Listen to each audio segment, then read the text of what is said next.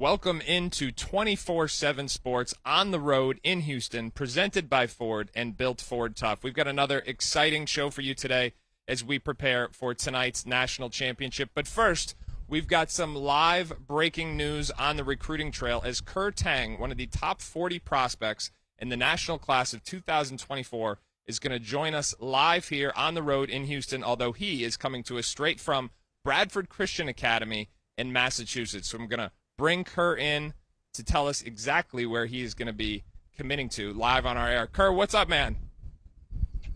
What's up with you? I'm doing good. How are you? I'm great. I know this is a big day for you. You've got your family and friends here. And although you're just a junior, Kur, this is the end of what's been a long process for you. Tell me what it's like to be, a young player striving to get ranked, recruited, see all that come to fruition. What has the last couple of years been like for you? I mean, it's been great. All this recruiting and everybody reaching out has just been a blessing to me, and I've just enjoyed it really well. All right, now tell us, who are some of the people who've helped you along the way, and who is with you here today? Just give you an opportunity to thank anybody who's really been able to help you along your path. I'm here with my family. Of course, thanks out to them. I can't even explain the things they've done for me. It's all the sacrifices, just everything they've done for me. I can't even explain. So thanks out to them, of course. And to all the coaches, Coach Vin, Coach Tom with Rivals, just them being able to give me the opportunity to showcase my skills with all the coaches and everything. It's been great. Now, Kur, I know you initially cut your list to just 3 schools. There was a coaching change at one of those schools, and so ultimately, I'm assuming this is coming down to really 2 main options to you. I want to give you a chance here to announce your final commitment and tell the world where you're going to be playing your college basketball. Yeah, I'm down to 3 options now. It's between Rutgers, Providence, and Michigan State. But with Rutgers, I really appreciate them very much. And the coaches, I've grown strong relationships with them. So it's all love between them. And I got a strong relationship with one of the assistant coaches, TJ. I've known him for a long time. So I really got love for him. And same with Coach Cooley at Providence, but he's been a coaching change. So yeah. And with Michigan State, I've also grown strong relationships with them, and I also appreciate their coaching style. I mean, their play style on the court has been it fits me well, and it's really similar to the way we play today with Bradford Christian and Rivals. All right, Kur, so you can only pick one. Where are you going to be playing your college basketball? So I'm here to announce I'll be committing to Michigan State University.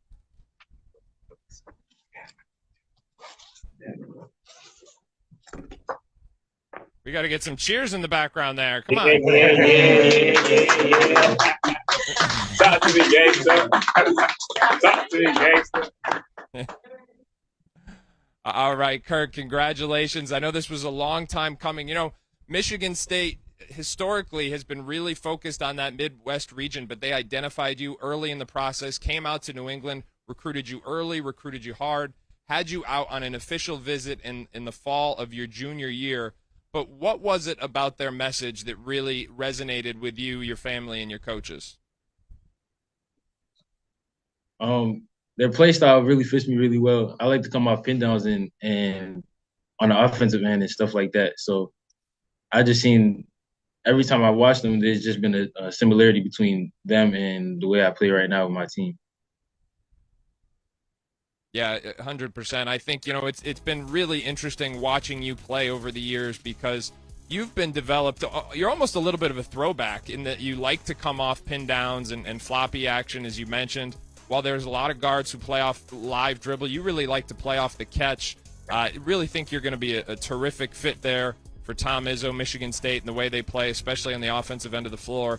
Kur, Kur, just want to thank you so much for sharing this moment with us. I know you got a lot of celebrating to do with your friends and family. I know your dad's in town, so I want you to enjoy this moment with your friends and family. Thank you. Congratulations on everything you've accomplished to date. We're looking forward to seeing you next year as a senior and then again at Michigan State.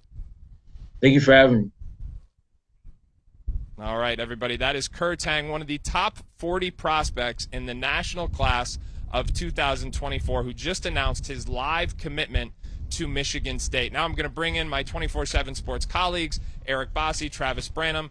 This is a piece of big news for Michigan State. As you can see, we're breaking it. We're tweeting the stories as we go here. Travis, big piece of news here for Michigan State. They have a really strong 23 class to get on the board in 24. What does this mean for Tom Izzo? Yeah, they already have the number 3 class in 2023, and the kind of makeup of that team, they're going to have a lot of returners. I know we have Xavier Booker already in the top 10, but that's a kid that we probably envision needing two years and could potentially be a premier talent. And then you add him alongside of Jeremy Fears, who will be another multi-year guy, Cohen Carr.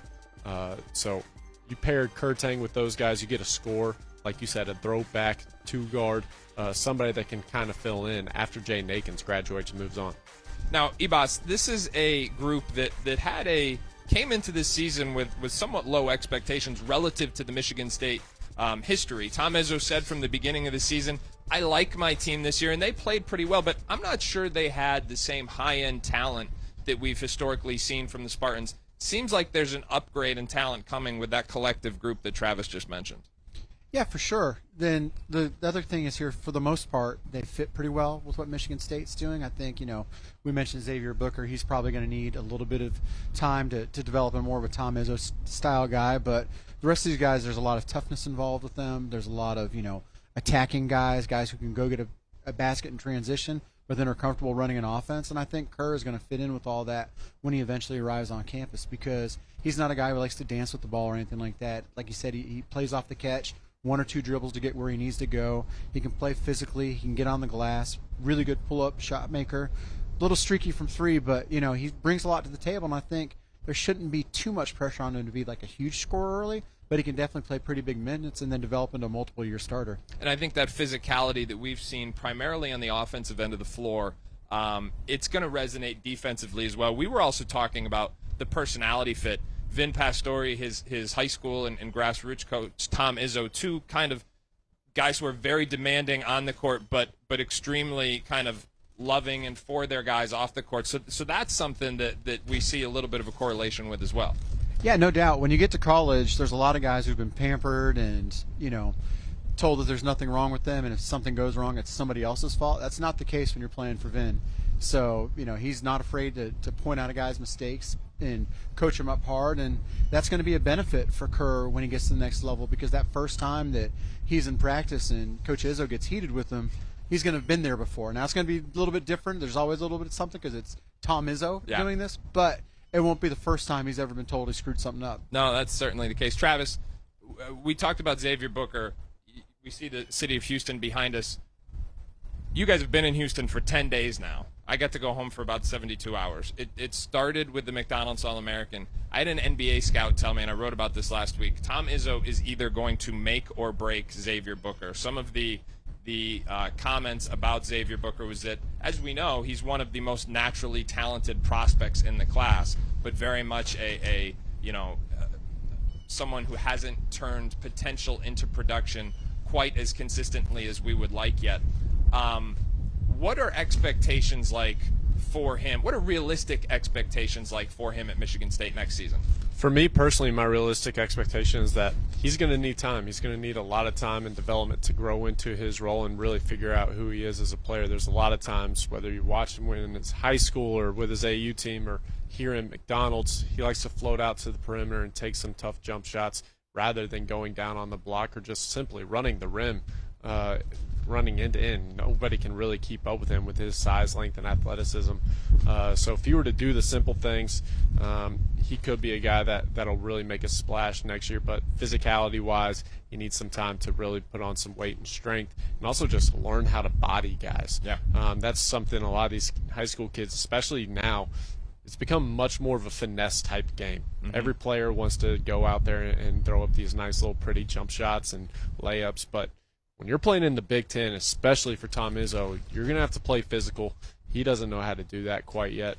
So for me personally, my expectation is he'll have a small role at times next year. You may see some big games out of him just because of the sheer talent, but for the most part, I expect it to be pretty limited and then try to set himself up for a year number 2. Long-term stock. So we talked about it. Michigan State, top 3 class in the country in 2023, if they get those guys on multi-year plans, and then they begin the class of 2024 now with a proven scorer in Kur Teng. We are talking about a significant upgrade in Michigan State's collective talent level, potentially for the foreseeable future, a team that was already extremely relevant nationally, setting themselves up to be even more so in the coming years. All right, obviously, as I said, we are on the road in Houston, 24/7 Sports live on the road in Houston, presented by Ford, built Ford tough, and this is the scene of the biggest game of the year. Coming up later tonight, the national championship game, UConn against San Diego State, all the marbles. So, fellas, as it relates to this game, Ibas, I will start with you.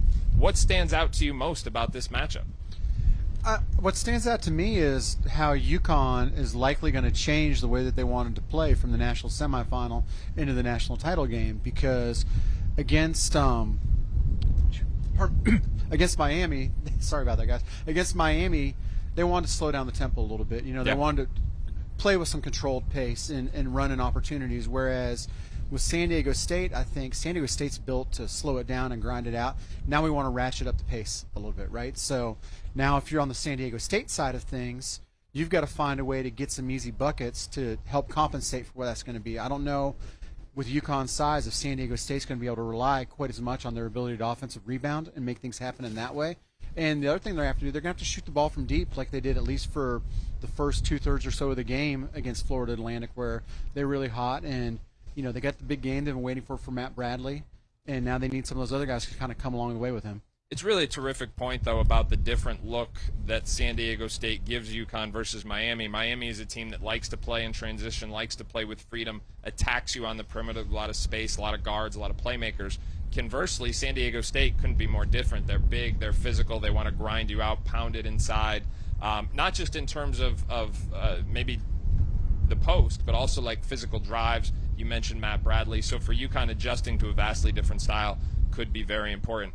All right, Trav, tonight's matchup, what stands out most to you about what we're going to see in just a matter of hours at this point? Just the amount of physicality that we're going to see. And honestly, how these refs are going to call this game.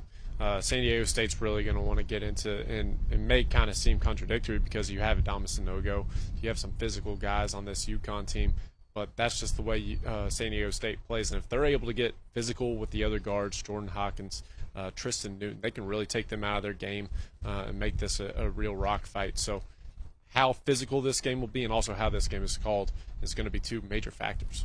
All right, now, guys, earlier today on 247sports.com, I wrote keys to the game for both teams. In my opinion, this is a UConn team. We've said it all week long. We've said it all tournament long, although it's gotten increasingly loud as we've gone on. They can beat you in a number of different ways. Against Miami, they did it with their defense. Against Gonzaga, they did it with their offense. We know they are also an exceptional rebounding team. They can beat you inside with the best center tandem in college basketball, Adama Sanogo and Donovan Clingan. They have what is, in my mind, probably the best shooter in college basketball in Jordan Hawkins. They also have surrounding shot making to help their floor spacing, and then one of the most versatile athletic connectors in the game in Andre Jackson. So this is a team that can beat you in a variety of different ways. What's interesting about this matchup, though, is they are perceived as the heavy favorite. I was admittedly not much of a gambler, but went on the CBS Sports line. They got the line at about 7.5 through their partnerships there. Went on Ken Palm. He's got the edge, the prediction, the simulation, I guess we should say, is about 5 points. So a lot of the metrics say this is going to be a closer game than I think the public narrative suggests here. But I'm going to operate under the contention that if UConn plays their best basketball, UConn wins tonight. So my question to you then becomes, what does San Diego State have to do right in order to give themselves a chance? And I'm going to give you both an opportunity to answer this question. But again, we're going to start with the assumption that and feel free to disagree with me on this, but if UConn plays their best basketball, or if both teams play their best basketball, UConn wins tonight. But What does San Diego State have to do to give themselves a chance to be national champions? I think the most important thing for them is controlling the pace. If this thing gets into the high 70s, low 80s, it's going to be really difficult for them to score with the Huskies. I think if I'm in the San Diego State locker room, we're trying to keep this thing under 65 points, if at all possible, grind it down, be able to get on the glass, make some things happen. Also, you know, it's been a while since UConn has been in a game where there's been any chance to panic, where there's been any stress, where there's been any situation where they have to come down and make a critical play late. San Diego State's been living that life for quite a while now. That's the kind of game they want. That's comfortable. I mean, we saw what Lamont Butler did, cool as a cucumber, hitting a shot when some of us were afraid he wasn't even going to get it off, right, the other night? So I think control the pace is the number one thing, and to probably to stay out of foul trouble with their bigs. You know what's interesting about this is you know, we've talked so much about physicality.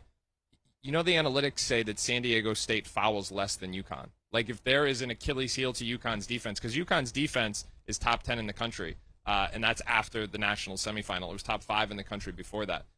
The one thing they struggle with on the defensive end of the floor is the amount of times they send the other team to the free throw line. So it's an interesting, I don't want to say irony perhaps, in tonight's game for all that we're talking, rightfully so, about the physicality of San Diego State. San Diego State is one of those teams that, because they're so physical on every possession, it's hard to officiate them because you're blowing the whistle every time. So ironically, they don't, by the numbers, foul as much as UConn does. Travis, I'm going to pose that same question to you. Assuming UConn is the favorite, what does San Diego State have to do tonight to give themselves a chance to win? They're going to have to protect the three-point line. You got a variety of weapons for UConn that can really make shots from three. But if you really keep Tristan Newton, you keep Jordan Hawkins in check, you keep Joey California, as you like to say, coming off the bench. What is his last name? Calcaterra. Yeah, okay. Yeah, in Connecticut, nobody knows. It's just Joey California. Yeah. So you keep those guys in check, and then you can really make it a game about just battling on the glass. And again, with how physical that San Diego State team is, they can really kind of hold their own there. And then, again, both teams play very slow. Both teams rank in the 200s when it comes to tempo. So you keep that, you protect that, you limit, as Bossy was saying, if this game gets into the 70s, they're going to have a hard time.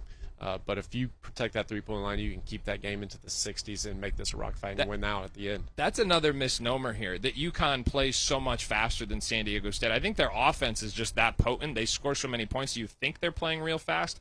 But I would characterize it as more opportunistic with their runouts. They run such good stuff in the half court, and they want to get into their stuff. And once they get into it, they're really good. But, you know, they will probe, and if Andre Jackson can get out in transition, they will do that. But they're not looking to, you know, score in the first 7 seconds every time down the floor. I think very much it's one of those teams that they're going to take their shot in transition, and then if not, they're going to run their offense. Bossy, I will say this. I think your point about controlling the tempo was spot on. Here's an interesting stat. UConn, every game they've played in the NCAA tournament, has led by at least 18 points in the second half.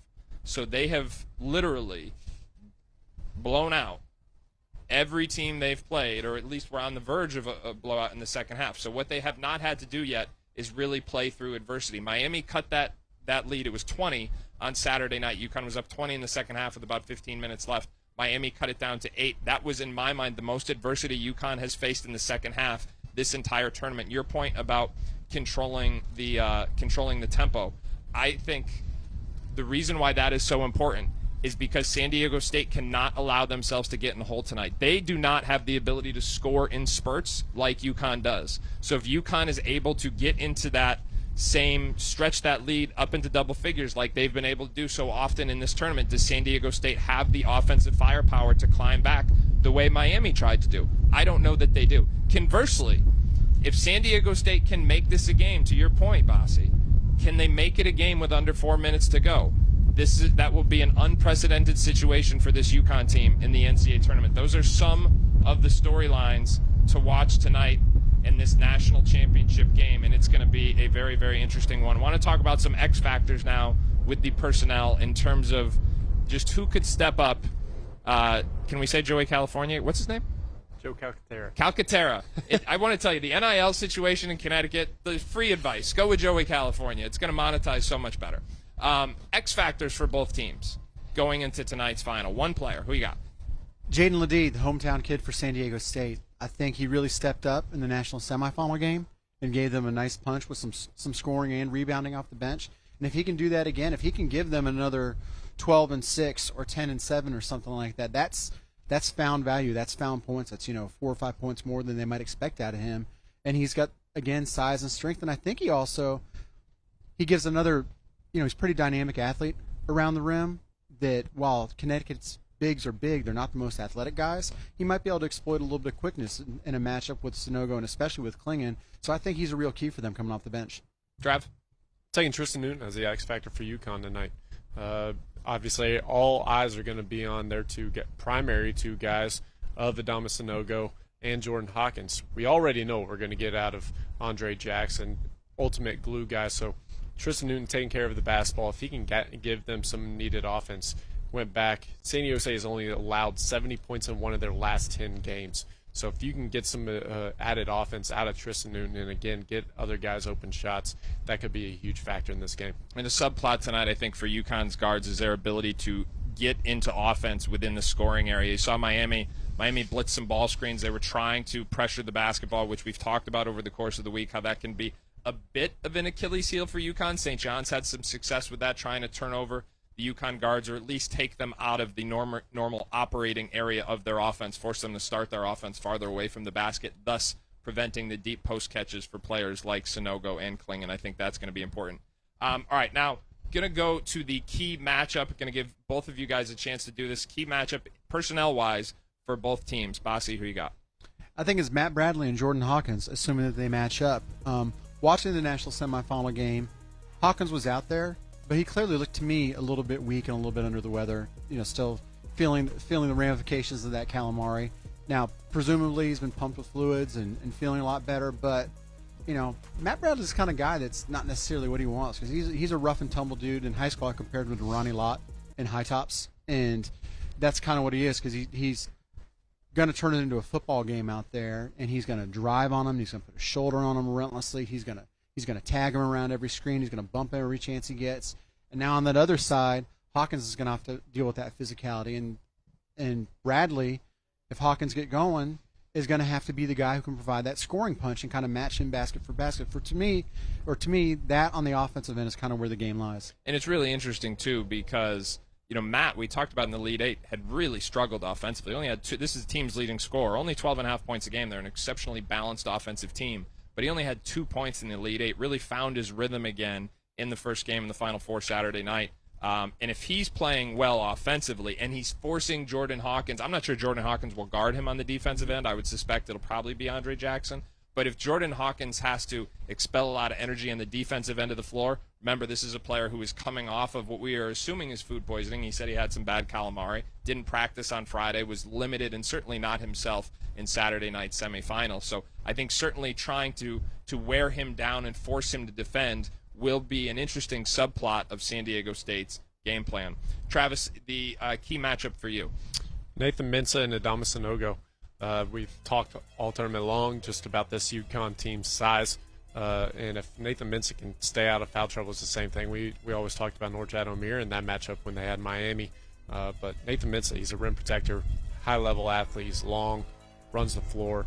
If he's able to really protect that rim, again, going back to the key points of this matchup, if San Diego State can run them off the three-point line and really protect them out on the perimeter, then you got to force them into Nathan Mensah, where potentially and hopefully he can be a high-level rim protector and really muddy that game up. All right, now we want to remind you, this is 24/7 Sports, live on the road in Houston. We are presented by Ford, built Ford tough. If you're watching on YouTube, please make sure to like and subscribe, and drop some questions into the chat box there, and we are going to do our best to answer them throughout the course of the show. And, guys, we already have our first handful of questions. And the first one, Bossy, I think I'll let you answer this, because I know you were intently watching these games this weekend, comes from the women's Final Four. And obviously that's been the news this morning. Congratulations to LSU on last night's national championship. But what did you think of Angel Reese? And I'm just reading the question, so Twitter, leave me alone. What did you think of Angel Reese trolling Caitlin Clark? It feels like the reaction was overblown. Is that question? Yeah, I mean... Do you want to reframe the question? Yeah, no, I mean, what we really need right now is another Angel Reese, Caitlin Clark hot take, right? Because there haven't been any of those going on just yet. Well played. But for me, I mean, give me a break on all this stuff. Like, I love trash talk. You know, if you give it, you better be able to receive it. And Caitlin Right. Clark doesn't seem to have a problem with it. Right. None of the Iowa players seem to have a problem with it. It's not Wimbledon. We don't, let's relax. Let basketball players show their personality. It's like the one game where you can really show who you are. And football guys have got helmets on and stuff. You Right. know, baseball, it's super taboo to be still, you know, the old unwritten rules. But in basketball, it's a game of emotion. It's a game where we see these people and we get to learn them through our screens. So you know what? If you want to celebrate, if you want to throw someone's celebration back at them, more power to you. You know, the fact of the matter is, you know, Angel Reese and media between the semifinals and the finals, you know, seemed pretty upset. Felt like LSU wasn't getting the respect they deserve. And you know what? She talked the talk. She walked the walk. She deserves all the kudos. And, you know, you saw her getting crowned after the game. Saw her pointing to the ring finger. You know, great for her. And you know what? I think that from what I saw, Caitlin Clark took it well. You know, she said, like, I don't want to quote her, but it seemed like she didn't have any issue with what happened here. And I will say this as it relates to women's basketball. The women's basketball women's college basketball and professional basketball has been growing throughout the last couple of years. And I think it's great for the game that everyone is still talking about it 12 hours after the game ended. They're in the national news, and those ladies deserve a lot of praise for helping to make that possible. Yeah, no doubt. It's grown both these teams in South Carolina before that, and everyone involved in the NCAA tournament. You know, I think more people watched the women's tournament than ever before. You saw some of the numbers that we've had from some of the games just blowing away, NBA games, college games, whatever, and it's because we're getting to know these players now like we've known some of the men's players over the past, and we're getting to learn what makes them tick, what makes them great players, and I think it's awesome. I love the game of basketball, so the more high-level basketball I can see and support, the better for everything. All right, absolutely. All right, question number 2. This comes from Josh P. Is this UConn run fair to compare to the likes of the Villanova 2008 team, or is this just a weaker tournament field? Travis, I will start with you. I feel like, honestly, you're better suited to answer that All question right. than me. How about that? Back at you. I think that question is almost premature until we see what happens tonight. Because, listen, this is the thing about tonight's game. We talked about how this is a closer game than people anticipate. But for UConn, I think, has gone into this tournament. Remember, they were a 4 seed in what I thought was the toughest bracket in the tournament. UCLA, Gonzaga, Arkansas, so many different teams. I think was Kansas a 1 seed in the bracket to begin with? Yes. In this year's? Yeah. Yeah. So, I mean, that, in my mind, was the toughest bracket. So the fact that they're here was not expected 3 weeks ago. Now they're viewed as this huge, overwhelming favorite by the media to win the national championship game. So I think they got to win tonight before we talk about it. And the other thing I would say, I think the difference between this and 2018 is the amount of parity that was in college basketball. I think we knew that coming into the season. You know, I think for all the narratives that there were, you know, you pick your number, 8, 12 teams that could realistically get to the Final Four. San Diego State was not a team that was talked about. Florida Atlantic, certainly not a team that was talked about. So I think that parity is the key characteristic of this year's field. And if UConn wins, certainly if they win in dominant fashion tonight, then that's a conversation we can revisit tomorrow. Hey, and Adam, Travis has offered to do a live session, Q&A session, to address that tomorrow. if I could chime in on that one for a Yeah. second, too. I think you can maybe make some comparisons in the overall run and what they're doing with this thing this year, but if we're going to talk about teams, I think there's a pretty big difference between that 2018 Villanova team and this UConn team. Now, that Really? history may play it down the road, but we're talking that Villanova team had Jalen Brunson. Yep. They had Michael Bridges. So you've got 2 emerging stars in the NBA. Dante DiVincenzo, one of the very best bench players in the NBA. Omari Spellman was a draft pick on that team. Eric Pascal has played in the NBA. Colin Gillespie has played in the NBA. So you're talking about a team that's proven to have 5 or 6 guys who played in the NBA. So the depth of that team, the overall talent of that team, while the runs can be kind of similar, I think that UConn isn't quite on the level of that Villanova team. All right, so I'm going to the numbers. The 2018 Villanova team, this is per KenPom.com, number 1 offense in the country, the 11th best defense in the country in terms of adjusted efficiency. Connecticut right now is top 5. I believe they're 3rd overall in offense. They're 8th overall in defense. They were top 5 in both offense and defense going into the national semifinal. So from a statistical standpoint, they're similar. But, Basi, if I understand you correctly, you're saying from a personnel standpoint, you're not sure this UConn roster has quite the same upside in terms of future NBA players? Let's put it this way. If those two teams played each other, I would put Villanova as at least a 6 or 7 point favorite. All right. He's setting the line. All right. Third question we've got here. And remember, if you are watching on YouTube, please make sure to like and subscribe. Drop us questions in the chat. We're going to continue to answer them. Travis, this one's going to go to you, unless, of course, you would not like to answer it. Jesse M. would like to know which traditional blue blood is most likely to get back to the Final Four next year. That's an easy question for me. That's going to be Duke. Yeah. With their recruiting class that they got coming in, you already got Tyrese Proctor and Mark Mitchell coming back for next year. We're still waiting on answers on guys like Derek Lively. Correct me if I'm wrong. I don't remember him announcing anything as of yet. Same with Kyle Filipowski. Jeremy Roach, I don't believe we've heard an answer from either. But regardless, with having Tyrese Proctor, who could come out and be a lottery pick next year, the amount of growth he had this season, you could start to see him manipulate the defense already as a freshman, not only just a freshman, but a reclassed freshman. Yeah. On top of that, he was international, so he's getting used to the new game, or college game a year early. He's also getting used to the American game. But by the end of the year, he's manipulating defenses. So he's going to be an absolute star next year. Mark Mitchell going to be a stud next year. He was this year and going to make another jump. So everything put together, I really like what Duke has going for him next year. Yeah, I couldn't agree with that more. I think if Flip comes back, which there seems to be increasing chatter about, which is somewhat surprising to me, but if Flip comes back, I think they're certainly preseason number one. The other issue for me with Proctor, and I've been saying this all year long, playing Mitchell at the 4 alongside Filipowski and Lively, their spacing was just really limited all year long. You've got some other. Jalen Blakes isn't really a shooter in the backcourt. You put him on the floor, the shooting is that much more limited. And, I mean, you could see it. Proctor would come off pick and roll, and just the weak side defense would just be so loaded up on the ball. There just weren't plays to make. So I think if they can surround him with a little more shooting, he needs to make some strides with his own shooting, needs to build up his body. But we talked about this on College Basketball Recruiting Weekly. If he had stayed in that high school class of 2023, I think he might be the number one overall prospect. So certainly I concur with that assessment. One more question we've got here. This is from Bradley T. When Dan Hurley was hired 5 years ago, was a national championship by year 5 expected? Fellas, if you don't mind, I'm going to take this question because as someone who lives in the state of Connecticut, I can fully tell you that the Connecticut fan base, they are used to winning and winning at a high level, and that is the expectation. So the answer is yes, that was the expectation, to be back in the national championship game by year 5. Whether or not that was a fair expectation is a different question. So I think that the fact that Dan Hurley has rebuilt this program, and as we talked about yesterday, taken it to new levels with each passing year, and new levels on various fronts. They've increased their recruiting blueprint with each passing year. They've improved offensively with each passing year.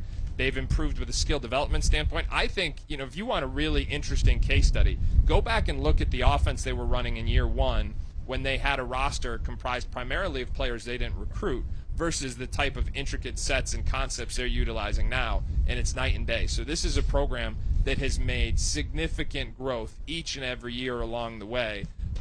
So again, was it the expectation from the UConn fan base? I think the Final Four is always listen, you talked about the women's game. The UConn women, I think, lost in the Sweet 16, and the state is melting down. That's still a really good year. But these are the expectations with Connecticut basketball, and I think that's something that Dan Hurley knew when he got here, and part of what made the job attractive in the first place. But to his credit, he's lived up to those extremely high expectations. All right, we've talked a lot about what is going to happen in college basketball next season. Of course, there's only 2 teams left playing here this season. They're playing tonight. We're 24/7 Sports on the road in Houston, the site of tonight's national championship game, presented by Ford and built Ford Tough. But for the vast majority, all but these 2 teams, the focus is already on the 2023-24 season. And our very own Isaac Trotter has been working on his very early top 25. And there he is. Isaac, welcome to the show. Yeah, thanks for having me. I feel like it's really hard to look ahead at 23-24, but it's so much fun at the same time. There's so many different stay or go decisions, who's coming back, who decides to leave, who enters the transfer portal. That's what makes this time of year so much fun. But it makes it really hard to do a top 25. Yeah. So first of all, let's start with what assumptions did you make to do this list? I mean, did you have to go by the roster and say, okay, I think this player is going to stay, I think this player is going to go? Is this based on kind of intel or just your own what you think is in the best interest of the player? Yeah, I think we kind of went a little bit of everything. We're looking at guys that were maybe not projected to be a first-round draft pick. We're looking at guys who could potentially come back. Of course, we're leaning on our insiders throughout our team, our 24/7 sports team that does a great job covering their respective teams, and seeing what the latest on if certain guys will return. And at the end of the day, we're really, I think, continuity, guard play, and getting old and staying old were things that we really valued when we were putting this top 25 together. You look at some of the teams towards the top, it looks like teams that can bring back multiple starters. And having that continuity is why San Diego State made a run to the Final Four and why UConn has also made a run all the way to the national championship game too. So those continuity and getting old and staying old and having really good guard play, that boosted you up in our preseason top 25. Hey Isaac, this is Bossy. Who's a team out there in your too early 25 that you maybe feel that other people around the country are going to be a little bit down on that you're a bit higher on, and why? Yeah, I look at UCLA for a lot of different reasons. People are doing some hype sample and Huskies are gone. And it's like the team that we have right now at 11. I kind of personally think that they could even be higher. I think there's a chance where if they get Tiger Campbell back, if they get them out for senior back another year, this could be the number one team in the country when the preseason poll comes around in 6 or 7 months. So it's the UCLA team that I feel like UCLA could be, especially with Jalen Clark's injury has impacted the 2021 NBA draft. These two could come back and they get even one of those super seniors back to go along with Dylan Andrews and to go along with Amari Bailey, who we think could be a breakout star next year. This is a UCLA team that I think could win it all next year. Looking at this list, there's one big omission. I guess not a big omission because this is your list, but a lot of people in Lexington, Kentucky are going to be pretty riled up. You do not have the Wildcats on here. Kind of give what you think on Kentucky's roster and team next year. Yeah, I think it's in a state of flux right now. We're trying to see what John Calipari has up his sleeve in the transfer portal. We talk about this class of 2023 recruiting class, #1 in the country. But I think there's serious questions on how well they play together. And so then you have a lot of stay or go decisions too, like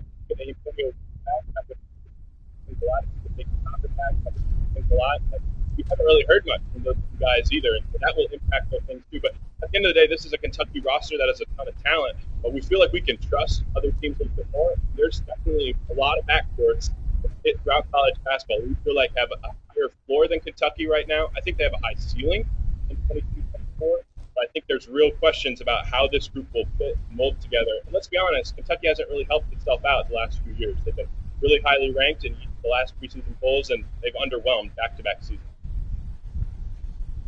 All right, well, BBN, he is Isaac_Trotter on Twitter. Please make sure to let him know what you think of that take. Isaac, before we let you go, Arizona. Arizona is a team that, we talked about UCLA. Likely to reload in the transfer portal, was, aside from an early exit in the NCAA tournament, had a really strong season without, in my mind, a lot of pros on that team, like real no-brainer NBA players. That leads me to think that maybe a lot of them would be back next season. How did that play into your decision-making process? Yeah, it's a big factor, and I think the other thing, too, with Arizona is that their two big lineup that they're playing right now with Umar Ballo and Azuolas Tubelis, that's kind of different than what we see throughout a lot of college basketball. We see it in the NBA a lot right now with a lot of two big lineups, but it's different in college basketball. And so if they can get both of those two guys back and then add an impact transfer guard, I think that changes the ceiling for what Arizona is. Losing Kirk Kriisa in the transfer portal is a significant loss, but I think that there's a feeling throughout Tommy Lloyd and that Arizona coaching staff that they can go into the transfer portal, potentially find an upgrade at that spot. And then I look at Kylan Boswell, and he's a guy who's been a very, very ballyhooed recruit throughout his career. He had so many flashes at the end of the season. If he takes that jump in year 2, I think we could talk about, hey, man, we really underestimated what the Arizona roster actually looks like. Because if they get those right pieces back and Boswell continues his growth and they add one more piece in the transfer portal, potentially a lead guard, one of the best in the transfer portal, I think we could talk about Arizona as a top 10 team next year. All right, Isaac, thanks so much for your work and for joining us here. Again, he is Isaac_Trotter on Twitter. Let us know how it goes with BBN. Will do, anytime. All right, guys. It's been an exciting 4 days here. 24/7 Sports on the road in Houston, presented by Ford, built Ford tough. But I got to be honest, this view that we've had for the last 4 days, toughness isn't really a requisite. This has just been kind of nice. We got one more game to play. Who are you taking tonight? I'm looking at UConn tonight. I think it's going to be close. I think it's going to be tough, but I just think overall UConn has too much firepower, too many ways that they can win a game, and I got to give them the edge. I'm also taking UConn. They just got too much talent on this roster. When you look at Jordan Hawkins, Adama Sanogo, you got Donovan Clingan coming off the bench. Andre Jackson is such a premier talent. If he can develop a jump shot, what a stud he'll be. He already is, but even furthermore at the next level. So San Diego State, they're going to give it a good run. I do actually anticipate this being a close game, but got to take UConn. Yeah, I don't see how anybody could bet against UConn at this point, given the fact, as we said, every game they've played in the NCAA tournament, they've led by 18 or more points in the second half. So certainly they are the team to beat. It's been a terrific 4 days in Houston. So many different people to thank, cast, crew, everybody behind the camera who does so much of the hard work while we are just sitting up here talking about college basketball. Thanks to everyone. And this has been a terrific 4 days. We look forward to seeing you again on the 24/7 Sports Channel.